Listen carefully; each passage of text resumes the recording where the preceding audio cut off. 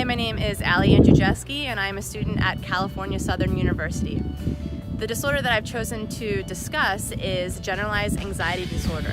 And the reason I've chosen to discuss this is because out here on the soccer field, I actually have a lot of kids that are diagnosed with Generalized Anxiety Disorder. Now, for my job, I'm in charge of about 300 to 500 coaches each year. And I'm responsible for educating these coaches in how to coach. And one of the things that coaches should be aware of is children that struggle with different mental disorders like generalized anxiety disorder. Another common one is attention deficit and hyperactivity disorder. But for generalized anxiety disorder, I have players that I've coached that have really bad nausea, that have really bad muscle tension. One of the players I coach, if she's going to be late to the practice or to the game, even by a minute, she will not come because she has so much anxiety about coming late. Oftentimes she comes up to 20 minutes early, pushing her parents out the door because she has so much anxiety about being late to the event. So even for kids that don't have GAD, a lot of kids experience performance anxiety and pressure from their parents. So understanding how to deal with generalized anxiety disorder and just symptoms of anxiety can be very, very useful in coaching youth sports. Now I'm going to get off the soccer field and break down GAD for this video.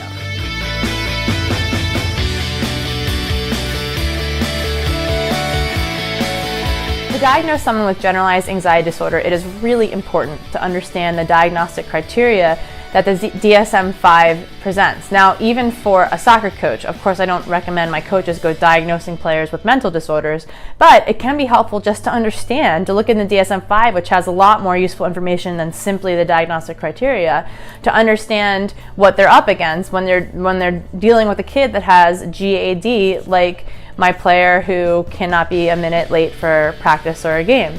So they understand how to handle those players, and when situations arise, they have some tools in their tool belt.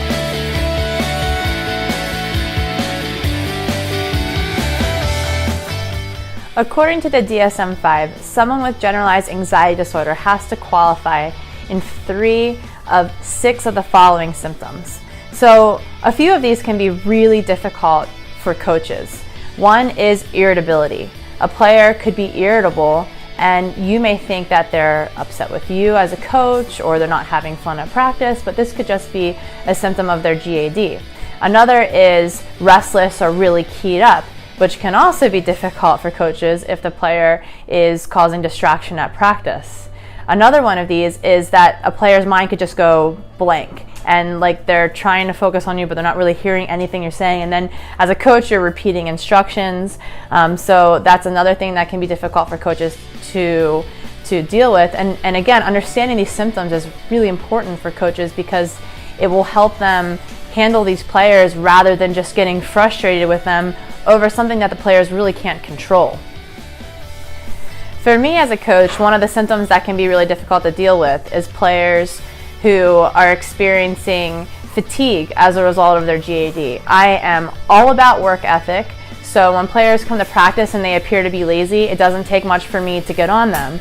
But understanding that this player has GAD, I can be a little bit more flexible and work with them through their fatigue by knowing it's a symptom of their mental disorder.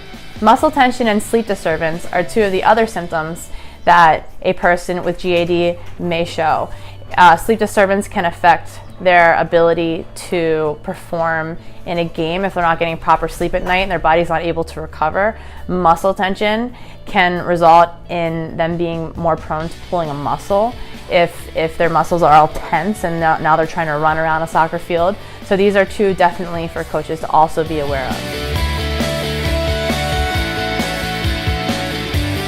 Of course, in order to qualify for GAD, this cannot be the result of a substance, which when working with children playing youth sports is typically not an issue. Although I did hear recently that a 3rd grader came to school with drugs in their backpack. So it's possible, but unlikely. And the criteria for GAD cannot be better explained by another mental disorder in the DSM-5.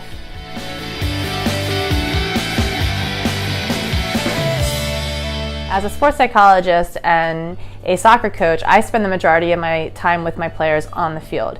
And the majority of my assessment strategies will be through different types of team activities. So we do team bonding, we do difficult fitness, skill work, and a lot of that includes situations that could induce anxiety, like leadership, public speaking, responsibility, pressure to perform. A lot of the things that naturally occur in these activities will help me to see symptoms of GAD if they are occurring in any of the kids.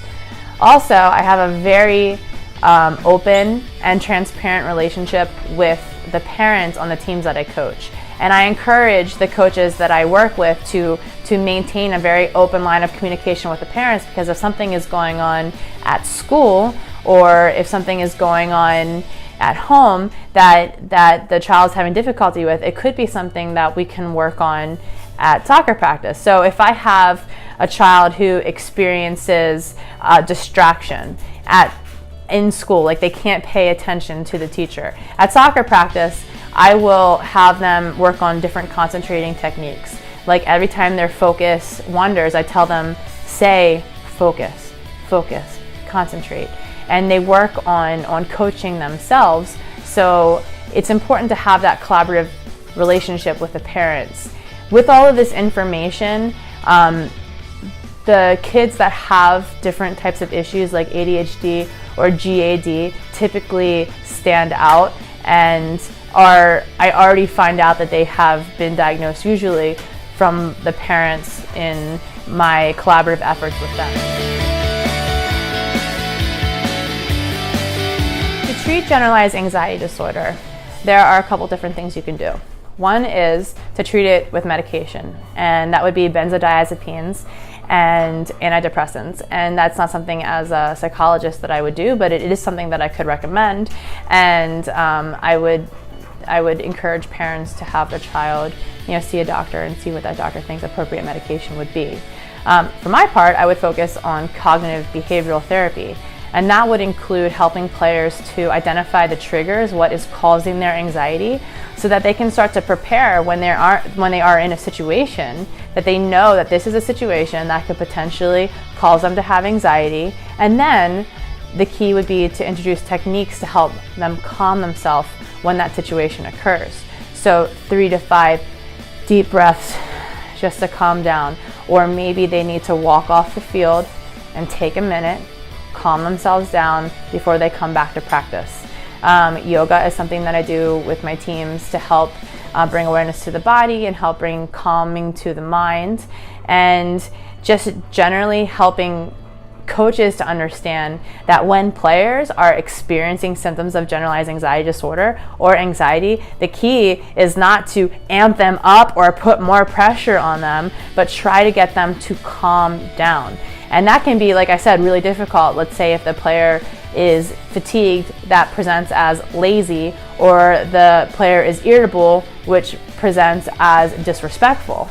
So it's really important for coaches to understand the symptoms of generalized anxiety, and when they identify that their players are dealing with these types of symptoms, to help calm the situation rather than key it up, which is something that I see often in parent volunteer coaches or coaches that don't have a lot of experience dealing with kids.